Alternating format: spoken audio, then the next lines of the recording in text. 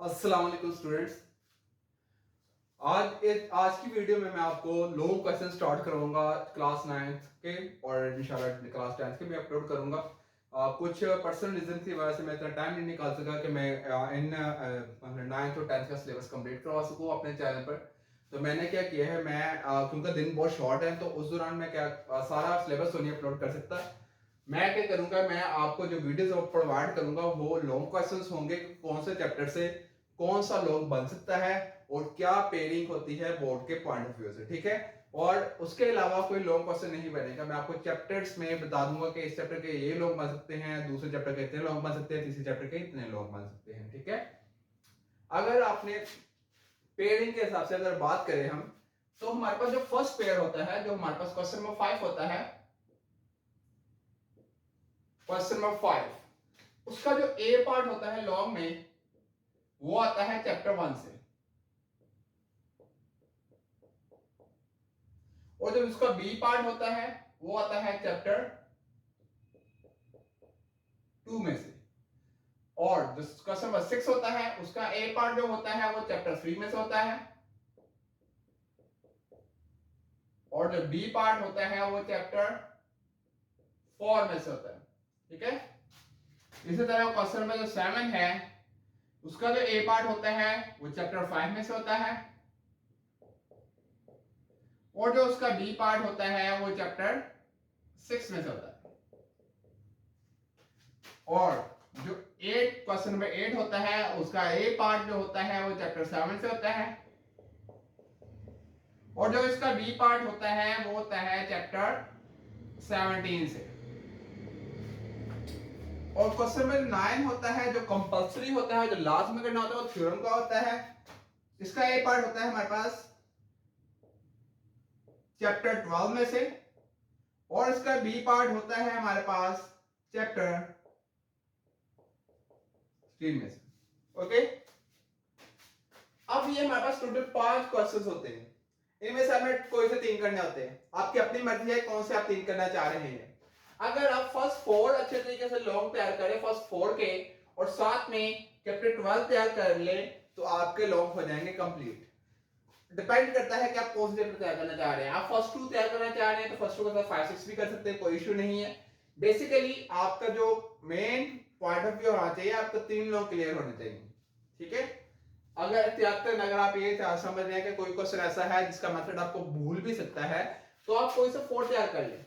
इसको आप स्किप ही कर देंगे ज्योमेट्रिकल पोर्शन को, तो कोई इशू नहीं होगा लोग के लिहाज से। लेकिन अगर आपको मुकम्मल सिलेबस तैयार है तो वेल एंड गुड है।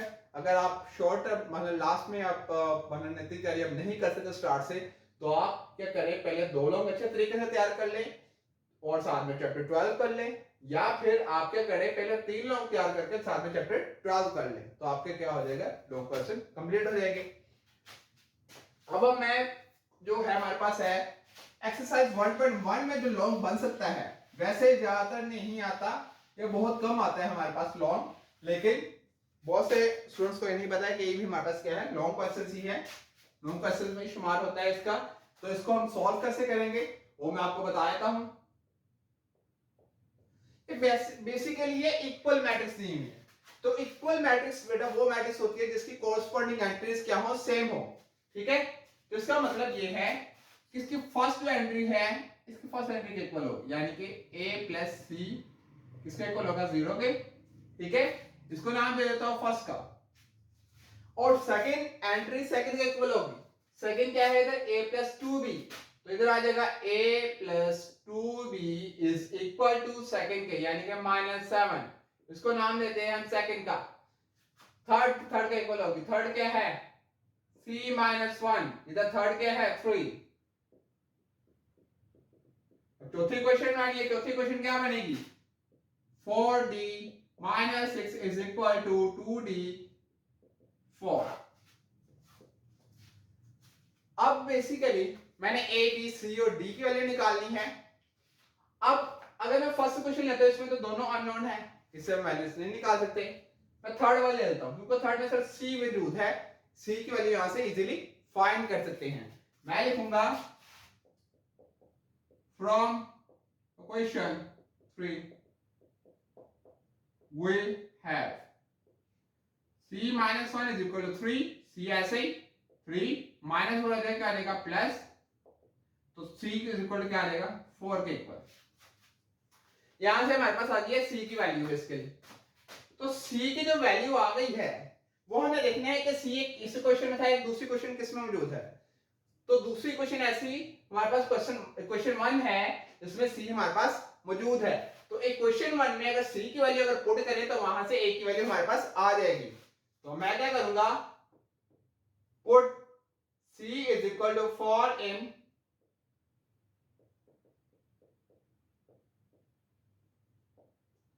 यहां आ जाएगा a प्लस c की जगह फॉर इज इक्वल टू 0, ये प्लस हो जाता है क्या आ जाएगा माइनस।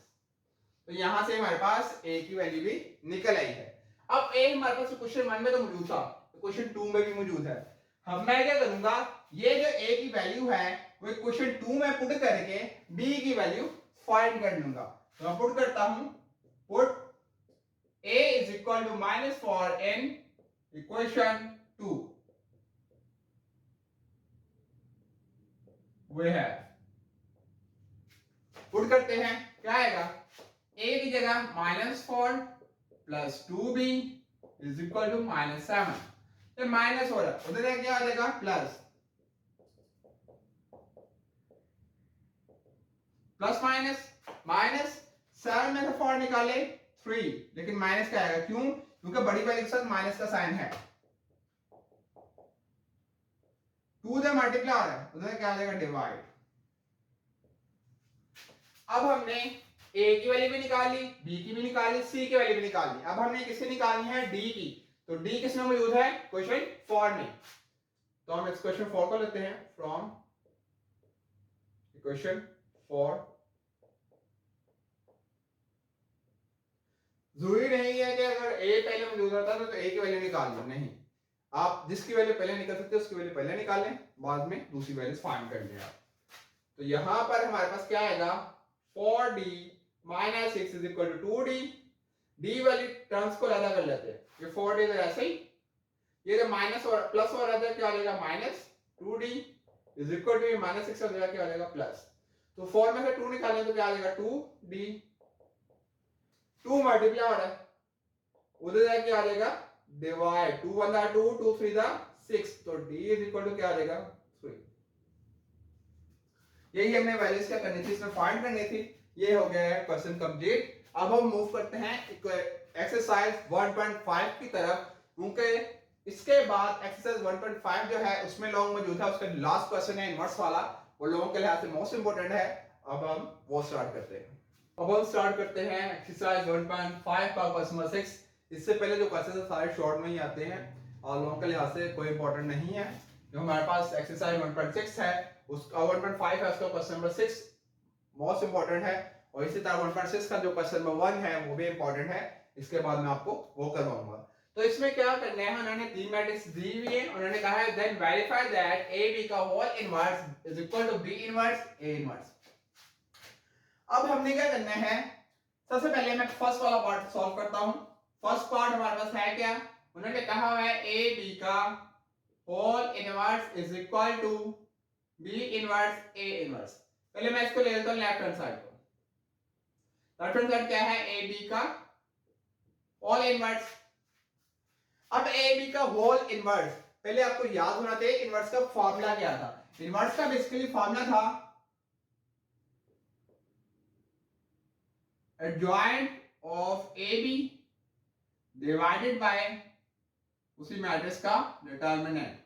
ठीक है, जो मैट्रिक्स दी हुई है उसका अगर इनवर्स हमें फाइंड करना है उसका फॉर्मूला ये है adjoint of this matrix at divided by determinant of this matrix. जो भी मैट्रिक्स आपके पास दी हो, जो नहीं कि ए बी दी हो, कोई भी मैट्रिक्स दी हो सकती है, वो डी भी हो सकती है, वो खाली ए भी हो सकती है, वो खाली बी भी हो सकती है, ये आपके, और ये डिपेंड करता है कि क्वेश्चन किस टाइप का दिया हुआ है। ठीक है, अब हमारे पास हमने सबसे पहले ए बी फाइंड करना है।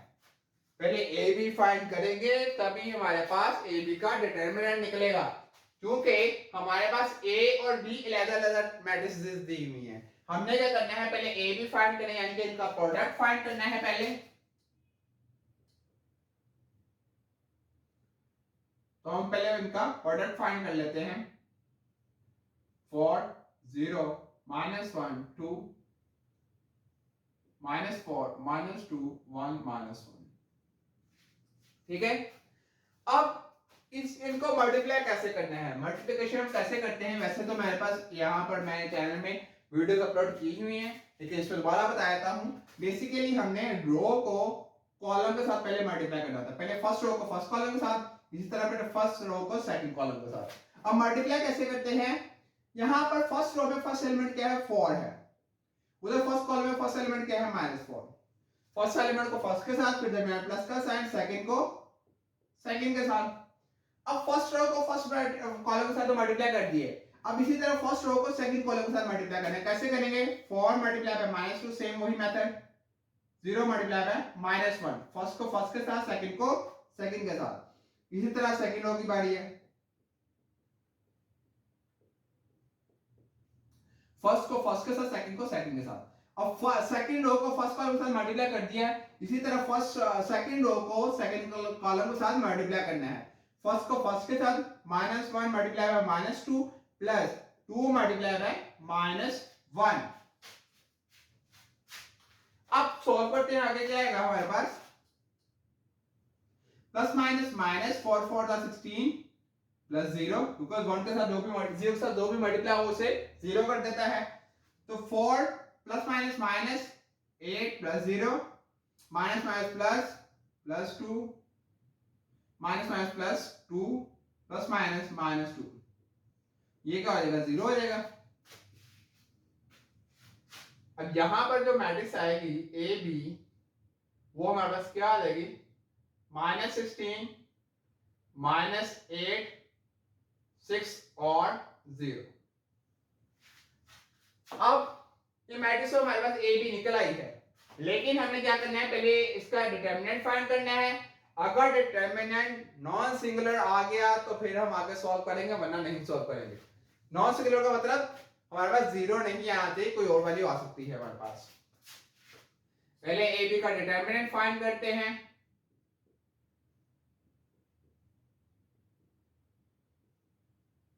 स्टूडेंट लाइन शो करता है कि हम डिटर्मिनेंट इसका फाइंड कर रहे हैं मैट्रिक्स का। अब इसे हम फाइंड कैसे करते हैं, क्रॉस मल्टीप्लाई। -16 को मल्टीप्लाई करें 0 के साथ, तो मैंने फॉर्मूले का -8 को मल्टीप्लाई करें 6 के साथ, ऐसे मल्टीप्लाई करें, इसको इसके साथ, इसको इसके साथ, तो मैंने फॉर्मूले का माइनस, ये तो 0 हो जाएगा। माइनस माइनस प्लस 8 6 था 48, तो हमारे पास आंसर क्या आ गया। अब ए बी का डिटर्मिनेंट तो हमारे पास निकल आया है, लेकिन क्या अब हमें चाहिए एडजॉइंट चाहिए, ताकि हम इनवर्स फाइंड कर सके। अब हम फाइंड करते हैं एडजॉइंट ऑफ ए बी।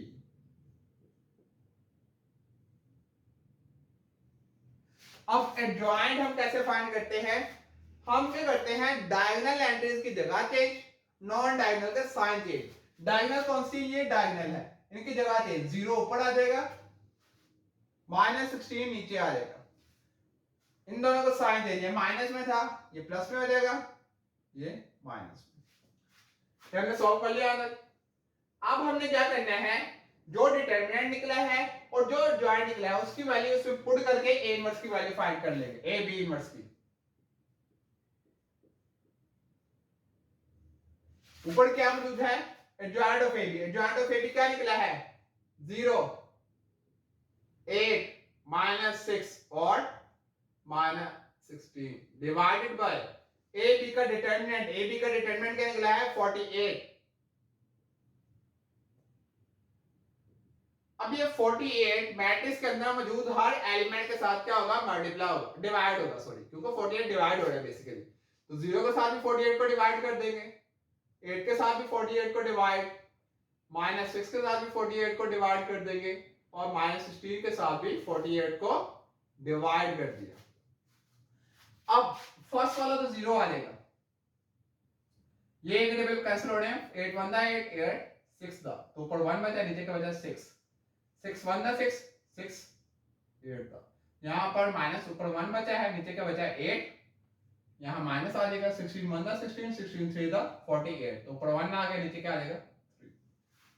तो ए बी का होल इनवर्स हमारे पास निकल आया है 0, 1/6, -1/8 और -1/3। ये तो हमारे पास हो गई लेफ्ट हैंड साइड सॉल्व।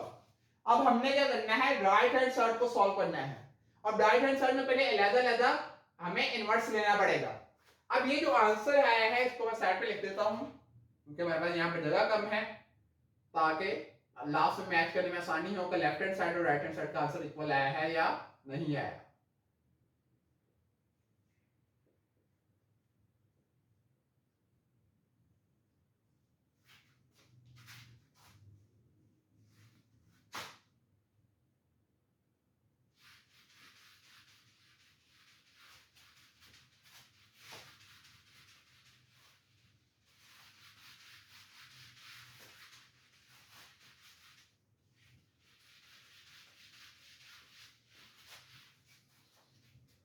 अब राइट हैंड साइड में क्या कह रहा है, बी इनवर्स ए इनवर्स। अब पहले हमने इनके अलग-अलग इनवर्स फाइंड करने हैं।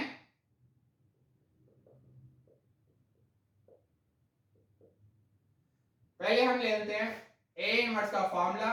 वो क्या आएगा, joint of A divided by A का डिटर्मिनेंट, और बी का क्या आएगा, सेम वही formula, joint of B divided by B का डिटर्मिनेंट। अब सबसे पहले ए का डिटर्मिनेंट फाइंड करते हैं।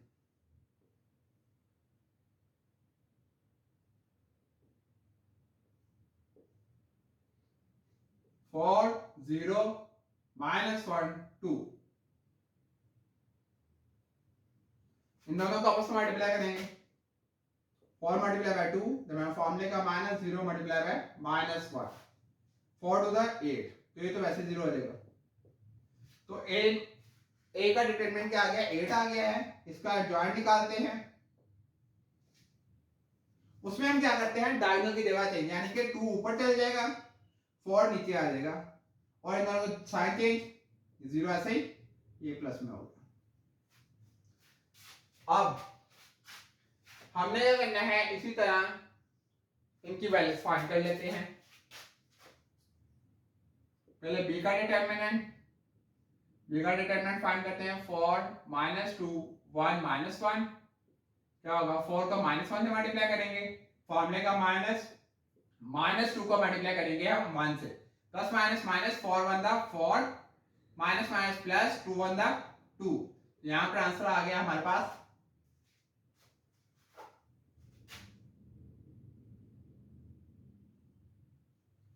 -4 है, यहां पर आ जाएगा +1। तो इसका मतलब बी का डिटरमिनेंट आ गया हमारे पास 6, और हमने क्या करना है, बी का इनवर्स फाइंड करते हैं। और बी का इनवर्स क्या रहा हूं, एडजॉइंट ऑफ बी पहले फाइंड कर लेते हैं। वो कैसे फाइंड करेंगे हम, इनका जगह चेंज, इनका साइन चेंज। तो अब हम वैल्यूज को पुट कर देते हैं। पहले ए इनवर्स का वैल्यू निकालते हैं। ए इनवर्स की वैल्यू क्या आ जाएगी, जॉइंट ऑफ ए क्या निकला है, 2 0 1 4 डिवाइडेड बाय इसका डिटरमिनेंट क्या था, 8। इस तरह बी इनवर्स की वैल्यू, इसका जॉइंट का निकला है -1 2 -4 और -1 डिवाइडेड बाय इसका डिटरमिनेंट। अब हमने इन दोनों के इनवर्स को फाइंड कर लिए। अब इन दोनों को क्या करना है, मल्टीप्लाई। तो मल्टीप्लाई कैसे करेंगे, बी इनवर्स और ए इनवर्स। बी इनवर्स की जगह उसकी वैल्यू डिवाइडेड बाय 6, और ए इनवर्स की जगह ए इनवर्स की वैल्यू।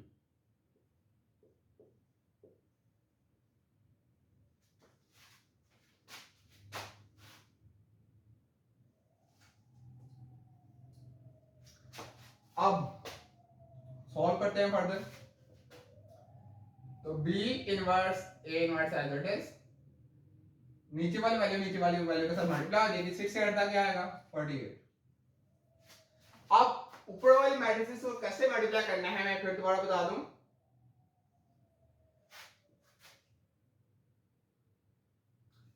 फर्स्ट रो को फर्स्ट कॉलम के साथ कैसे करेंगे, -1 को 2 2 के साथ प्लस 2 को 1 के साथ। क्यों? क्योंकि जब हम रो को कॉलम के साथ करते हैं तो फर्स्ट को फर्स्ट के साथ, सेकंड को सेकंड के साथ करते हैं। इसी तरह फर्स्ट रो को आप सेकंड कॉलम के साथ मल्टीप्लाई करते हैं। वो क्या आ जाएगा आपके पास, -1 multiply bye 0 plus 2 multiply bye 4। अब इसी तरह सेकंड रो की बारी, -1 multiply by 2 plus -4 multiply by 1। इसी तरह -1 multiply bye 0 plus -4 multiply by 4।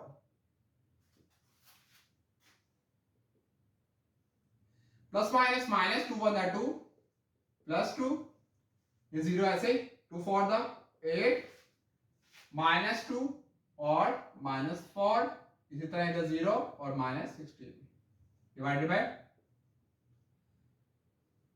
तो यहां पर क्या आ जाएगा, फर्स्ट वाले पे आ जाएगा 0, यह आ जाएगा 8, यह आ जाएगा -6, यह आ जाएगा -16 डिवाइडेड बाय 48। तो इसको डिवाइड करेंगे तो वही वैल्यूज आ जाएंगी, 8 डिवाइड करके लिख लीजिएगा।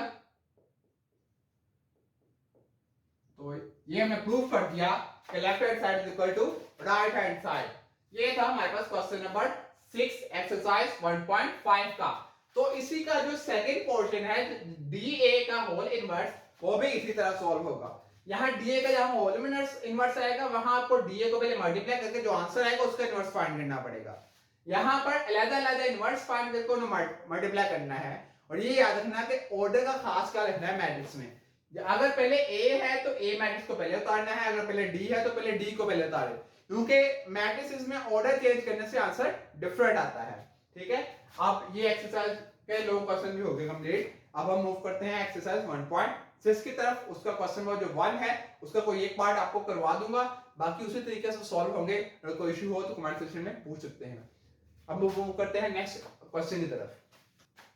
अब चैप्टर 1 का जो लास्ट लॉन्ग रह गए हैं वो हमारे पास है एक्सरसाइज 4.6। ठीक है, और इसके रिव्यू एक्सरसाइजेस के मैं अलग से वीडियो बना दूंगा आपको। ठीक है, अगर उसमें से कुछ लॉन्ग हुए तो मैं क्या करूंगा, अब यहाँ पर हमारे पास क्वेश्चन में जो 1 है ऑल टू ऑल सारे उसके पार्ट्स इंपॉर्टेंट है, क्योंकि हमारे पास ज्यादातर जो लॉन्ग आता है वो या फिर इन्वर्जन मेथड आता है, क्रैमर रूल आता है, वो एक्सरसाइज 1.6 में ही मौजूद है दोनों मेथड। ठीक है, अब फर्स्ट क्वेश्चन को सॉल्व करके इसका फर्स्ट पार्ट को मैं सॉल्व करके आपको बता दूंगा कि बाकी जो पार्ट्स है वो कैसे सॉल्व होंगे। ठीक है, कैसे हम ये दोनों मेथड अप्लाई करेंगे। सबसे पहले हमने क्या करना है, इन मैट्रिक्स इन इक्वेशंस को पहले मैट्रिक्स फॉर्म में कैसे कन्वर्ट करना है उसको सॉल्व कर देखते हैं। ठीक है,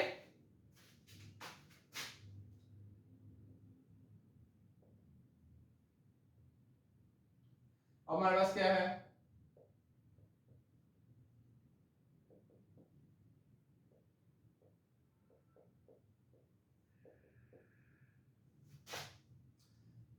अब इसको हम बनाते हैं पहले मैट्रिक्स की फॉर्म। जो x का कोएफिशिएंट होगा, x का कोएफिशिएंट क्या है, x का कोएफिशिएंट 2 और 3 है। कोएफिशिएंट क्या होता है, जो वेरिएबल के साथ मौजूद होता है। ठीक है, जो x का कोएफिशिएंट होगा उसको फर्स्ट कॉलम में बना देंगे, क्या बनेगा 2 और 3। जो y का कोएफिशिएंट होगा उसको सेकंड कॉलम, यानी कि -2 और 2। ये तो फर्स्ट मैट्रिक्स बन गई। अब सेकंड मैट्रिक्स उसकी बनती है जो अननोन वेरिएबल इसमें मौजूद होते हैं। अननोन वेरिएबल सिर्फ दो मौजूद है यहाँ पर, x और y, तो उसको भी कॉलम के सामने हम लिख देंगे। इक्वल टू का जो दूसरा फैन वो भी एक कॉलम के सामने मैट्रिक्स बन जाएगी। ठीक है, अब बेसिकली कुछ चीजें ऐसी होती हैं जहां आपको मतलब समझ नहीं आती कि अगर यहाँ पर कोई वैल्यू नहीं लिखी हुई तो हम क्या पुट करेंगे। बहुत से बच्चे बहुत कंफ्यूज होते हैं इन मामले में। बेटा हमेशा रखना, अगर यहाँ पर कोई भी वैल्यू मौजूद नहीं है y के साथ तो 1 मौजूद होता है। हर एक वेरिएबल अगर वो सिंगल लिखा हुआ है, इसका मतलब ये नहीं कि इसका कोएफिशिएंट 0 है, इसका कोएफिशिएंट 1 होगा। समझ आ गई आपको।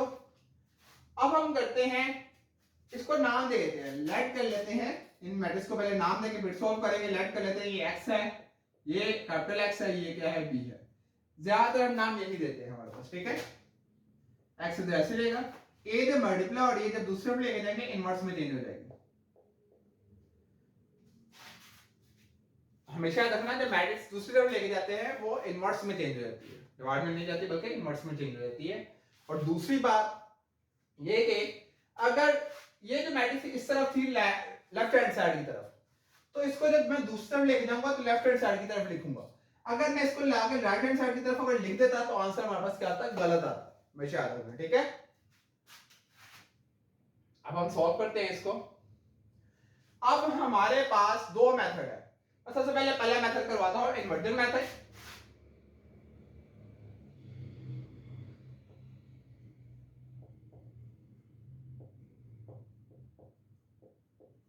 उसमें ये वाले यूज करेंगे, इसको नाम देते हैं हम 1 का। सबसे पहले ए इनवर्स की वैल्यू निकालते हैं। ए इनवर्स मैंने अभी आपको बताया था, ए इनवर्स किसके बराबर होता है, adjoint of A divided by A का डिटरमिनेंट। जिस भी मैट्रिक्स का आपने इनवर्स फाइंड करना है उसके दो चीजें आपको मालूम करनी पड़ेगी, पहले डिटरमिनेंट मालूम करना पड़ेगा, फिर उसका एडजॉइंट मालूम करना पड़ेगा। आप सबसे पहले इसका डिटरमिनेंट फाइंड करते हैं। स्ट्रेट लाइन जो है शो करती है कि हम डिटरमिनेंट फाइंड कर लें। क्या मैट्रिक्स है, 2 -2 3 और 2 क्रॉस मल्टीप्लाई, 2 का मल्टीप्लाई करेंगे 2 के साथ, इसको इसके साथ, डिटरमिनेंट फॉर्मूले का माइनस इसको इसके साथ, 2 to the 4 minus minus plus 2 3 the.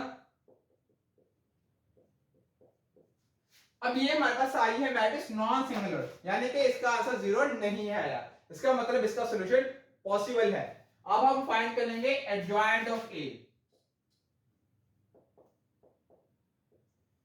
Adjoint find करने के लिए इनकी जगह चेंज करने से कोई फर्क नहीं पड़ेगा क्योंकि एंट्री सेम है, इन दोनों का साइन चेंज, ये माइनस में था प्लस में, ये प्लस में था ये माइनस में चलेगा। अब वैल्यूज पुट कर देते हैं, तो इस तरह ए इनवर्स की वैल्यू क्या निकल आई है हमारे पास, 2 2 -3 और 2 डिवाइडेड बाय 10।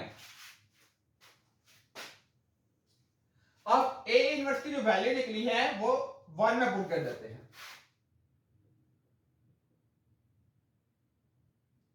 ए इनवर्स की जगह ए इनवर्स की वैल्यू 2 2 -3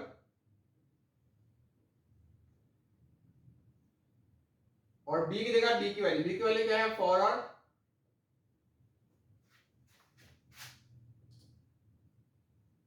इसको हम सॉल्व करते हैं। कैसे मल्टीप्लाई करना है, रो को कॉलम के साथ, रो को कॉलम के साथ, तो फर्स्ट को फर्स्ट के साथ करेंगे प्लस सेकंड को सेकंड के साथ। इसी तरह सेकंड रो की बारी, सेकंड रो को फर्स्ट कॉलम के साथ मल्टीप्लाई करते हैं, -3 multiply by 4 plus 2 multiply by 6 divided by 10, 2 4 the 8 plus 12 -12 plus, क्योंकि 3 4 द 12 होता है लेकिन साइन माइनस का आएगा, 2 6 तभी 12 भी होता है, ये तो कट देंगे 0 हो जाएगा, ऊपर वाले बन जाएगा 20, नीचे आ जाएगा 0 डिवाइडेड बाय 10। अब हमारे पास ये बेसिकली किसके इक्वल है, कैपिटल एक्स के, और कैपिटल एक्स जो मैट्रिक्स है वो क्या थी, बेसिकली एक्स और वाई।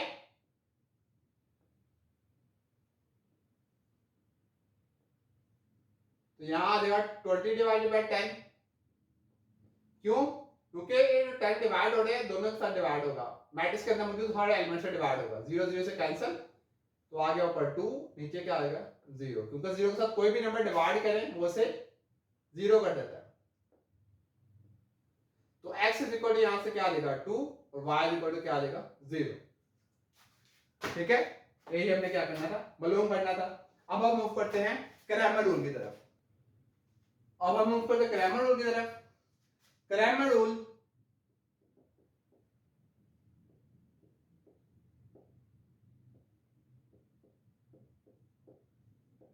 उसमें x कैसे फाइंड करते हैं, x का फॉर्मूला होता है a x का डिटरमिनेंट डिवाइडेड बाय a का डिटरमिनेंट, और y की वैल्यू क्या होती है a y का डिटरमिनेंट डिवाइडेड बाय a का डिटरमिनेंट।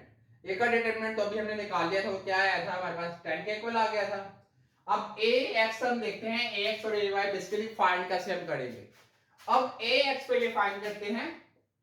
a x फाइंड करने का तरीका ये है, जो a मैट्रिक्स दी हुई है उसमें जो x कोएफिशिएंट है उसको निकाल दे, उसकी जगह b की वैल्यू पुट कर दे, x के कोएफिशिएंट की जगह b की वैल्यू पुट कर दी, बाकी ऐसे ही आ जाएंगे। अब ए वाई निकालते हैं। ए वाई में क्या करेंगे, ए वाई में वाई का जो कोएफिशिएंट है उनको निकाल दें, उसकी जगह 4 और 6 पुट कर दें, बाकी ऐसे ही आ जाएगा। ठीक है, आप ए एक्स का डिटरमिनेंट लेते हैं और ए वाई का डिटरमिनेंट लेते हैं। पहले हम ले लेते हैं ए एक्स का डिटरमिनेंट।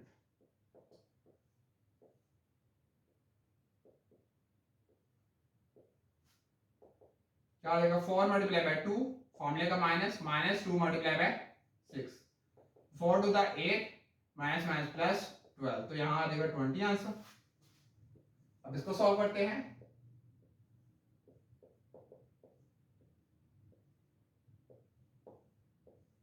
क्या आ जाएगा, 2 मल्टीप्लाई बाय 6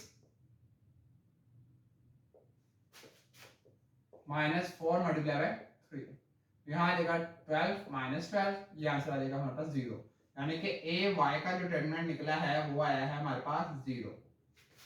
तो ए एक्स का डिटरमिनेंट 20 और बी एक्स का, ए वाई का डिटरमिनेंट क्या आया है, 0। दोबारा से देख लें कि हम ए एक्स का जो डिटरमिनेंट है, ए एक्स कैसे फाइंड करेंगे, एक्स के जो कोएफिशिएंट है उसको खत्म करके उसकी जगह बी की वैल्यू पुट कर दें, और ए वाई में वाई के कोएफिशिएंट को खत्म करके उसकी जगह बी की वैल्यू पुट कर दें। अब सिंपल आपने इस फॉर्मूले में वैल्यूज पुट कर देनी है। तो हमारे पास जो फॉर्मूला क्या है, एक्स का, ए एक्स का डिटरमिनेंट, ए एक्स का डिटरमिनेंट क्या निकला है, 20 निकला है, डिवाइडेड बाय ए का डिटरमिनेंट, और y की वैल्यू क्या निकली है, ए वाई का डिटरमिनेंट क्या निकला है, 0 डिवाइडेड बाय 10, तो ये 0 0 से cancel, x is equal to 2 आ गया और y इज इक्वल टू 0 आ गया। ये हमारे पास हो गया दोनों मेथड कंप्लीट। हमेशा याद रखना कि हमारे पास जो दो मेथड मौजूद है, ये वाले इन्वर्जन मेथड और क्रैमर रूल मैट्रिक्स को सॉल्व करने के, इन दोनों से जो आंसर है वो सेम आएगा। आंसर क्या आएगा, सेम आएगा हमेशा। अब फर्स्ट क्वेश्चन का जो मैंने फर्स्ट पार्ट तो करवा दिया है, जो बाकी पार्ट्स होंगे वो इसी तरह सॉल्व होंगे, और इसी का आई थिंक सो जो हमारे पास 5 वाला पार्ट है उसका सॉल्यूशन पॉसिबल नहीं है, क्योंकि जब ए मैट्रिक्स निकलेगी उसका जब आप डिटरमिनेंट फाइंड करेंगे वो 0 आएगा, यानी कि सिंगुलर मैट्रिक्स आएगा। और हमेशा याद रखना, सिंगुलर मैट्रिक्स को ना हम क्रैमर रूल से सॉल्व कर सकते हैं ना इन्वर्जन मेथड से। ठीक है, आज की वीडियो में हमने एक्सरसाइज चैप्टर 1 के जो लोग बन सकते थे उनको हमने किया है, बाकी आपने खुद करने हैं जो मैंने आपको बताए हैं अभी इस वीडियो में। अगर आपको कोई इशू हो तो आप कमेंट सेक्शन में पूछ सकते हैं, इंशाल्लाह उसकी वीडियो भी अपलोड कर दी जाएगी। बहुत शुक्रिया।